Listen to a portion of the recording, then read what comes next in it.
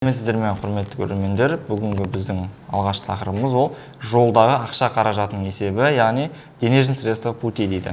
Жолда ақша қаражатының есебінің шоты 10-21 шотта жүргізіледі.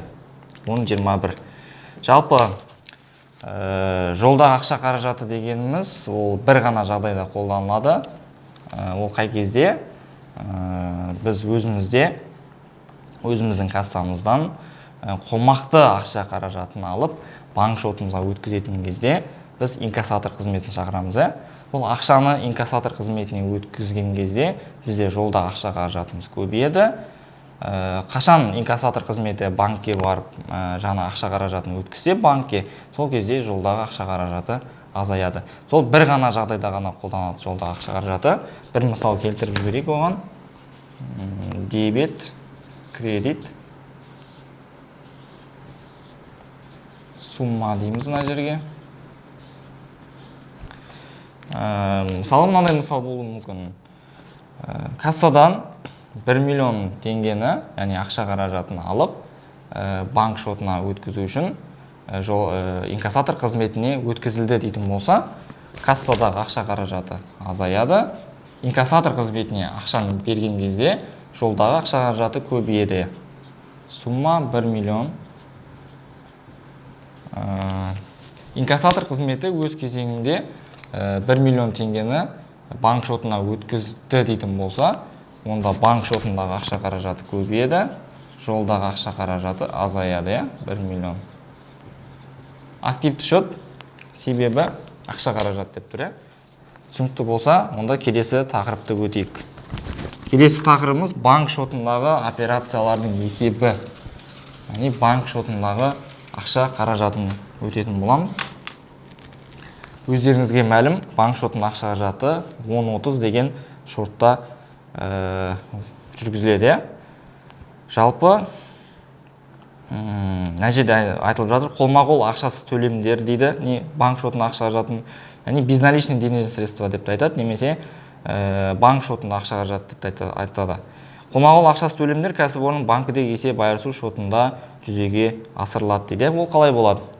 Яғни мен өзімнің кәсіпорынның, мен егер сіздерге ақша қаражатын аударатын болсам сіздердің банк шоттарыңызға, өзімнің банк шотымнан, яғни есеп шотымнан ақшаны сіздердің есеп шоттарыңызға аударам. Немесе наоборот болуы мүмкін. Сіздер маған аударатын болсаңыздар, өздеріңіздің есеп шоттарыңыздан менің есеп шотыма аударасыздар.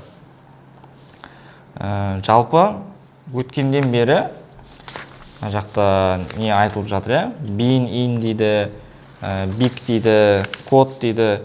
Солар жайлы ұғым айтып кетеге түсініп алайық. Бірінші bin деп жатамыз.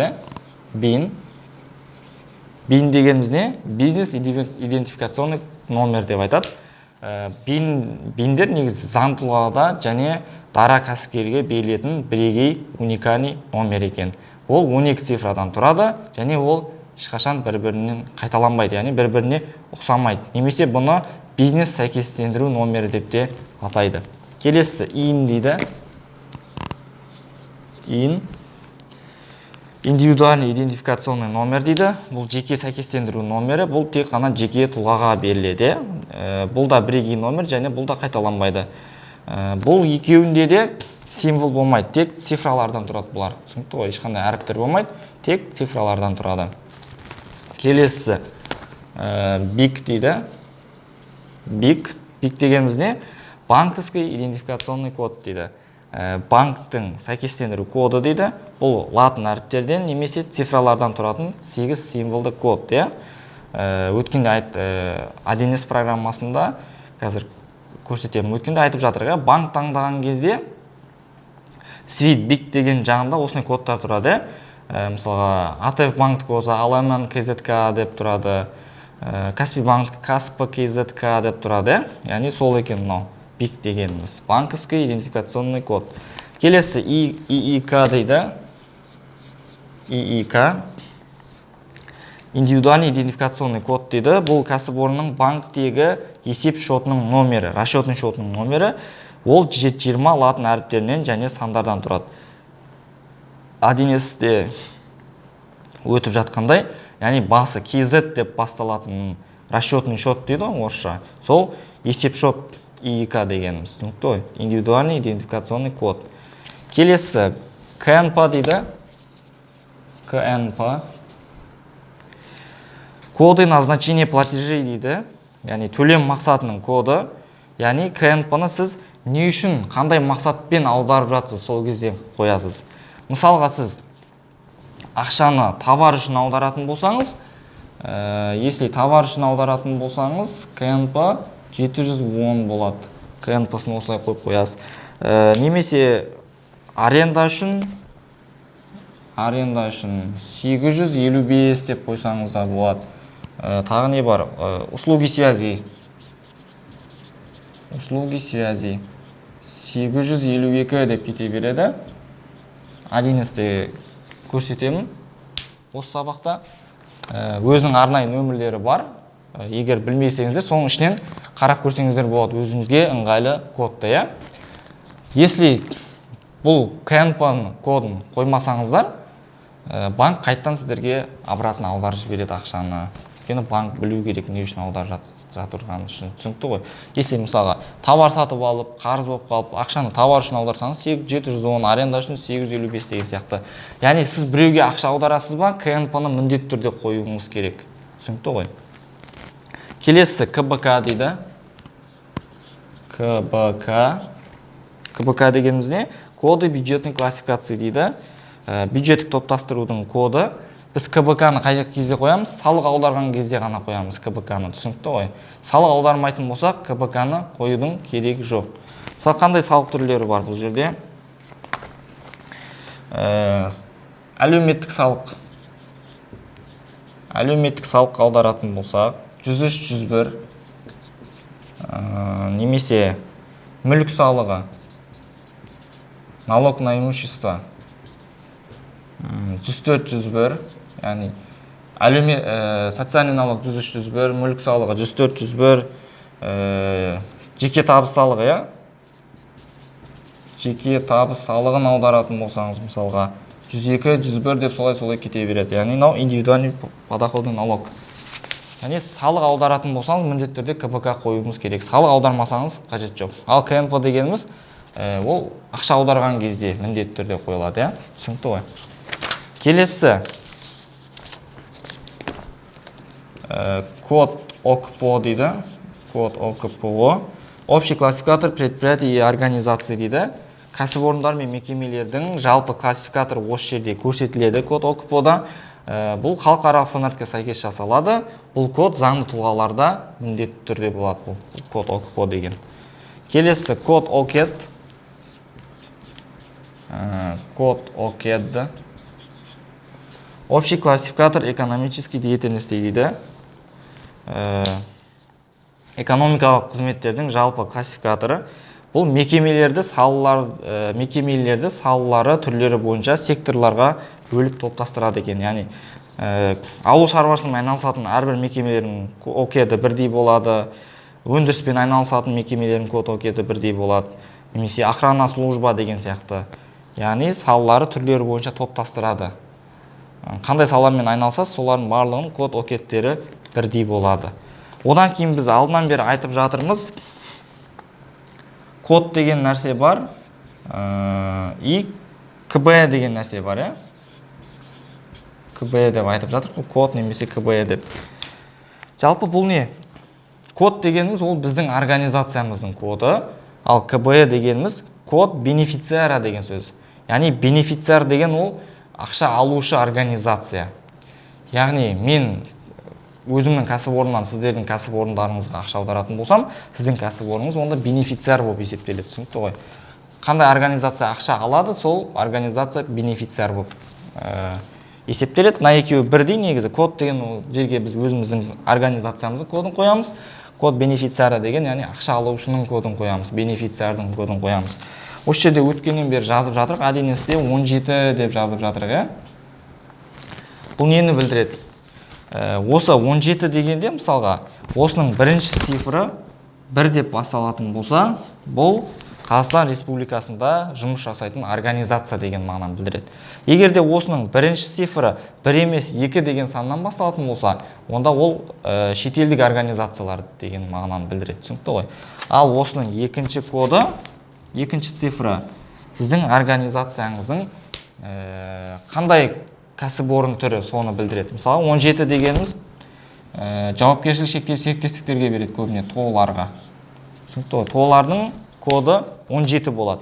Яғни 17 дегеніміз Қазақстан Республикасында жұмыс жасайтын жауапкершілік шектеулі серіктестігі кәсіпорын деген мағынаны білдіреді. Түсінікті ғой? Мысалға, мемлекеттік кәсіпорындардікі 11 болады деген сияқты, аймақтық және жергілікті басқару органдары 12, немесе 13 болса, ұлттық банктікі бұл 13 деген, яғни Нацбанктікі 14, басқа да депозиттік мекемелер 15 дегеніміз басқа қаржы мекемелері, 16 дегеніміз мемлекеттік қаржылық емес мекемелер. Түсінікті ғой? 17 дегеніміз жаңағындай тооларға беріледі. 18 дегеніміз коммерциялық емес мекемелер, яғни мүгедектер қоры, қайырымдылық қоры деген сияқты. Ал 19 көбіне ИП-ларға берілетін код екен. Түсінікті ғой? Осы код деген и КБ деген. Сіздерде осы ненің астында платежное поручениенің үлгісі берілген, соған бір қарап өтейік. Бұл жерде бірінші отправитель денег деп тұр, яғни ақша аударушы кім екен? ТО ТД лакомка екен. Оның астында бейіні жазылған и банк получатель дейді. Қандай банкте? Банк Центр кредит дейді. Сол жазылған. Оң жағында ИК-сы жазылған, яғни банк шотының есеп шотының номері KZ деп басталып жатқан. Одан кейін БИК жазылған, жаңа банктың номері. Одан кейін код жазылған, 17 деп қойыпты, яғни ТО екенін білдіріп тұр.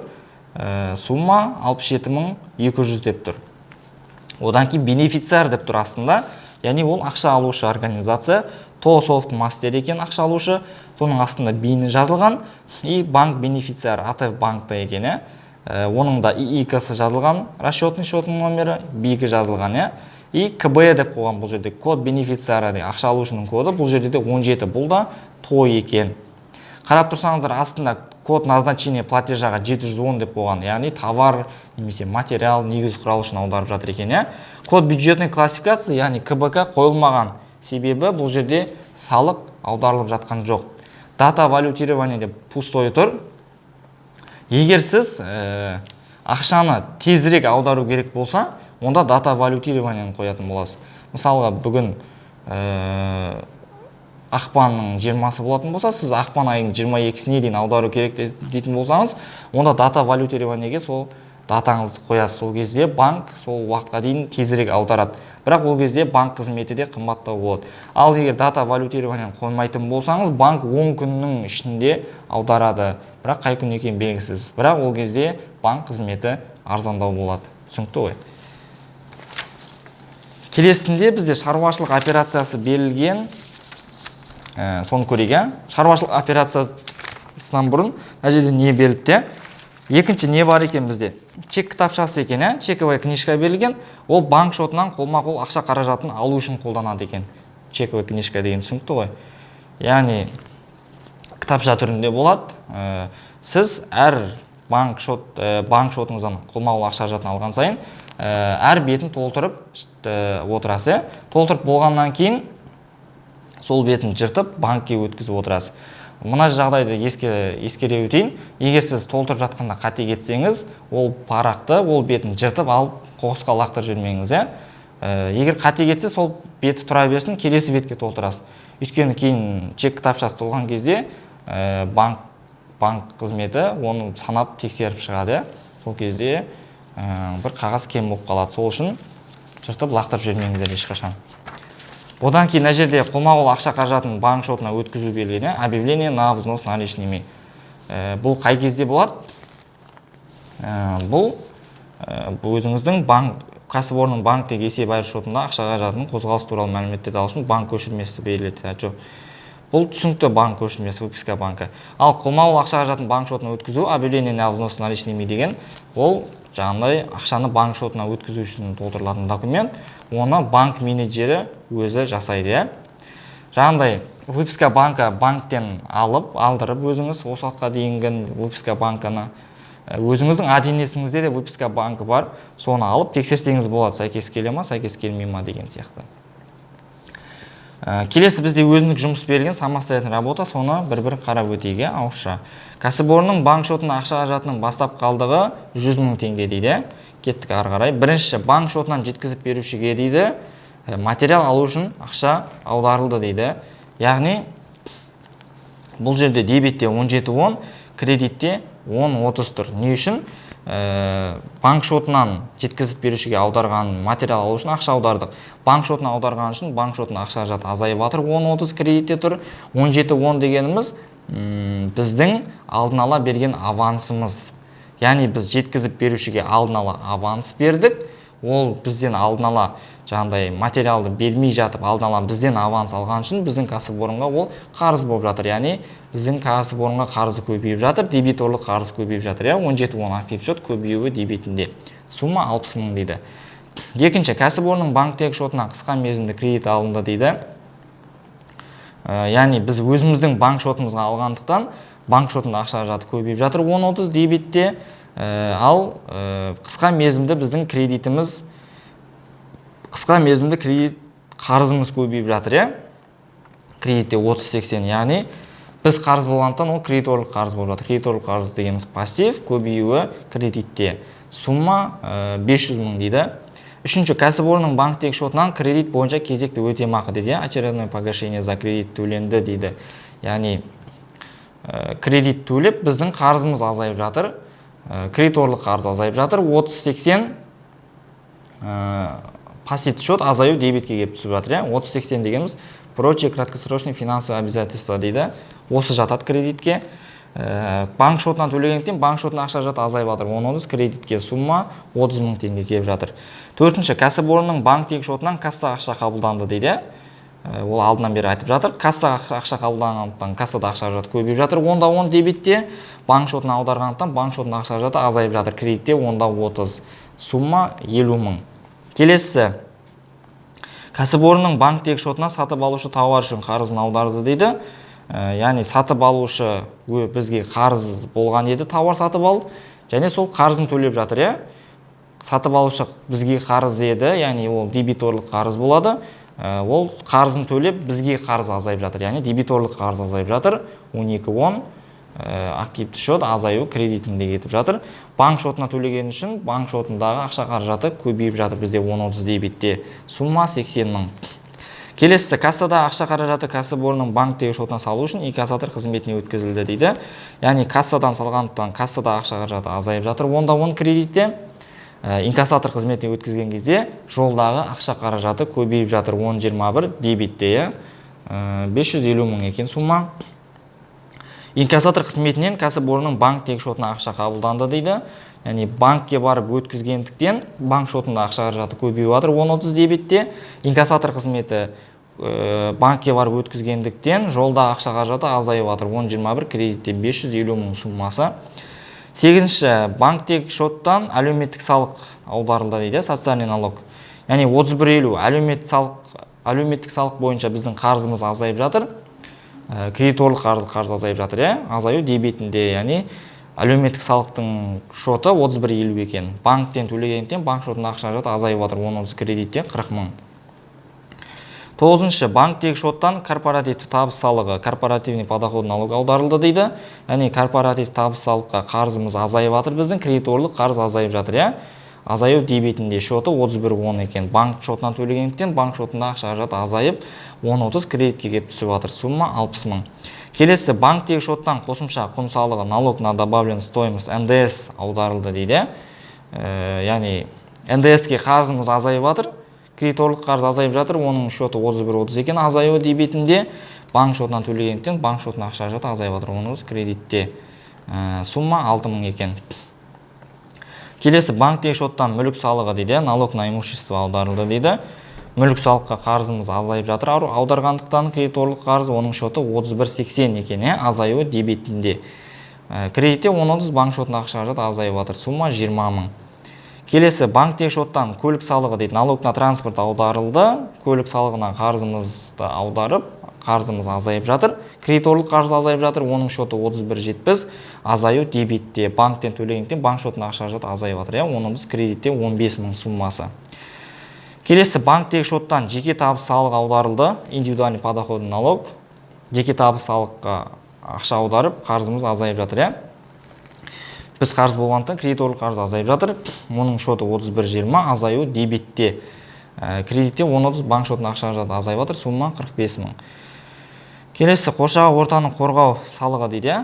Налог на охрану окружающей среды дейді. Яғни бұл экология аударылып жатыр. Кредиторлық қарыз азайып жатыр. 31.90 дебитте, азаю дебитінде. Яғни 31.90 деген негізі прочие налоги деген сөз. Сол экология соған жатады. Кредитте 10.30, банк шотына ақша қаражаты азайып жатыр. Сумма 3.000 екен. Келесі, банктегі шоттан міндетті зейнетақы төлемдері, обязательный пенсионный взнос аударылып жатыр. Яғни қарызымыз азайып жатыр, кредиторлық қарызымыз, оның шоты 32.20 екен, азаю дебитінде пассивті шоттың. Банк шотында ақша қаражаты азайып жатыр, кредитінде 10.30, сумма 65.000. Келесі, банктегі шоттан банк қызмет төленді дейді. Яғни бұл жерде банк бізге қызмет көрсетті, услуга көрсетті. Және өткенде айтқандай, жалпы банк бізге қызмет көрсеткен кезде біз оған аударып жатпаймыз. Ол автоматты түрде өзі ақшаны қысып ұстап қалады жалпы. Түсінікті ғой. Бізден рұқсат сұрамайды. Сондықтан бұл жерде өзі ұстап қалғандықтан қысып, бұл жерде қызметке төленген үшін шығын көбейіп жатыр бізде. Ол шығын әкімшілік шығынға жабылып жатыр екен. 72.10 шығын көбейіп жатыр. Ол шығын дегеніміз актив, көбею дебетте. Банк шотынан ұстағандықтан банк шотына ақша қаражаты азайып жатыр. Оның кредитте сумма 2.000 екен. И артыңғы жақта 10.30 банк шотына ақша қаражатын есептеген, бастапқы қалдыққа 100.000. 10.30-ның дебет жақтарында суммаларын дебетке түсірген, кредит жағында суммалары кредитке түсірген. Дебеттік айналымыз сонда 1.130.000 болып тұр, кредиттік айналымыз 396.000. Соң қалық табу үшін бастап қалдыққа, яғни 100.000-ға қосқан дебеттік айналымды 1.130.000-ды, одан алып тастаған кредиттік айналымды 396.000, сонда соң қалдық дебетінде 834.000 тұр.